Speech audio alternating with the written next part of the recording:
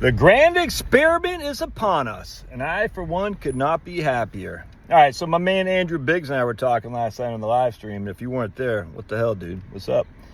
Not a big crowd. Interesting. Andrew's got a book coming out, actually, on April 8th, The Real Retirement Crisis, or something like that. I can't remember what he called it. The Real Retirement Crisis. Community garden. Hey, look at that community garden. There you go. All right. I like community gardens, some raised beds. Got a puppy right there. Hi, puppy! I love puppies. I don't know if that's a puppy. But anyway, and so we're talking because Andrew is a PhD in economics, so he's inherently against terrorists. And I could not disagree more. I will see.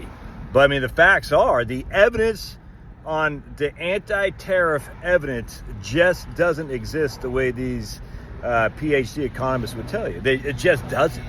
And every single time I ask, well, if you are right about tariffs, then how do you explain this, that, and the other? There's always, well, because of this, well, because of that. And I said, then that inherently, if there's a reason for whatever the causation of whatever you're trying to say didn't happen the way you said, then inherently the terrorists don't do what you say. And I'm not saying this to Andrew specifically, but terrorists cause inflation. It didn't happen in 1890, didn't happen in 1930. Well, that's because of other things. Okay. Terrorists actually led to growth, massive growth, relatively low inflation in the 1897 tariff and 1922 tariff. Well, that's because of, okay, that's what I'm talking about. It's like if you always have to have a qualifier of why what you say didn't work the way you said it, then inherently what? I mean, where is the evidence? It's kind of like my man Richard Vague had written a book, I forgot what it's called, The Real Debt Paradigm or The Debt Paradigm.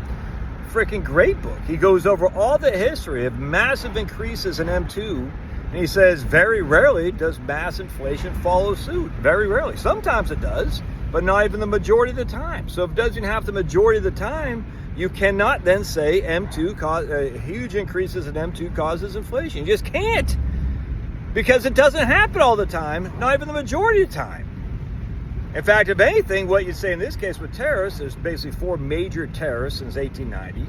2 led to economic growth, incredible economic growth, and 2 coincided with what? With depressions. All right, so we got 50% chance of economic growth and a 50% chance of depressions. If tariff is what actually caused these things. And I'd say that sounds pretty good odds to me, because our economic growth model is definitely stagnant without question. Anyway, so this is great, because now we'll finally, as long as Trump's tariffs stick, I hope they do, now we'll finally have some evidence of the modern economy, because we haven't had major tariffs since 1930. We just haven't. Because too many people attributed the Great Depression to tariffs, and they got scared. And they said, oh my goodness. And it's just, this is ignorance, dude. I mean, and I was listening to this guy the other day. I could not believe this guy. I follow it. I said, dude, I can't believe you're saying this, that the terrorists caused the Great Depression. I was stunned by that. I was like, what? I was stunned. I'm just, my jaw dropped when he said terrorists caused the Great Depression. I said, what? I could not believe it. Anyway, so going back to tariffs, we have, again, we've had a couple instances of small tariffs. We had Reagan put 100% tariff on Japanese imports of semiconductors in 1987. We had some tariffs on steel and stuff in Trump's first term, but not massive tariffs like we're dealing now. So now we're going to get a great experiment. Now, you could say other countries have massive tariffs, and that's true. And we could look at other countries in terms of what their tariff policy did economically and things of that nature. We can, but they're not America. America is unique. All right, this is a manifest destiny, 100%. America was founded on divine intervention, and as such, America is unique and different. And we can compare other countries. I'm cool with that. By all means, do so.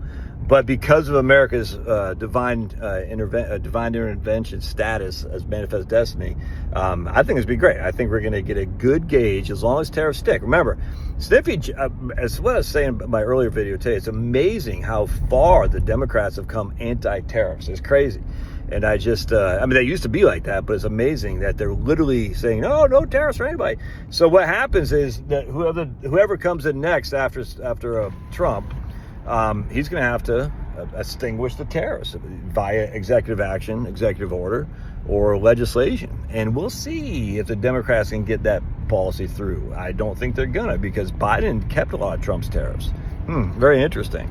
And as such, the Democrats want to go on the record as being anti-tariff when a lot of their union reps, union labor backers are pro-tariff? It'll be interesting to see.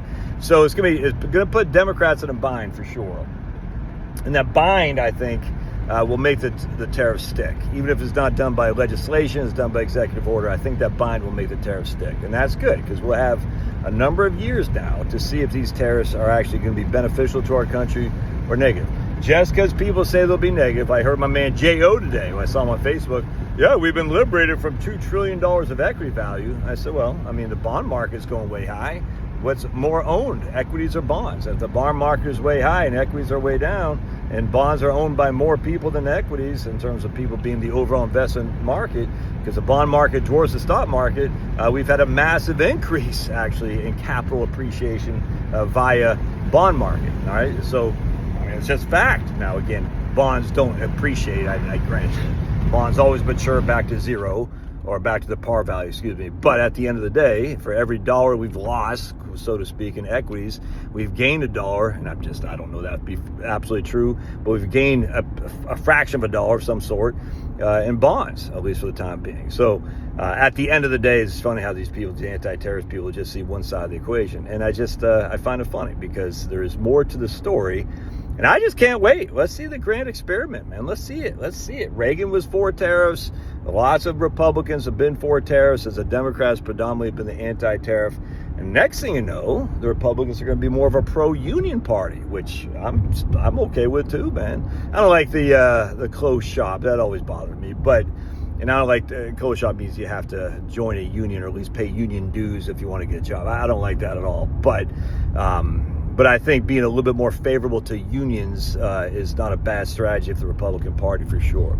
Anyway, we'll see. It's going to be fun. So hang tight. And this is one of the reasons you have the barbell.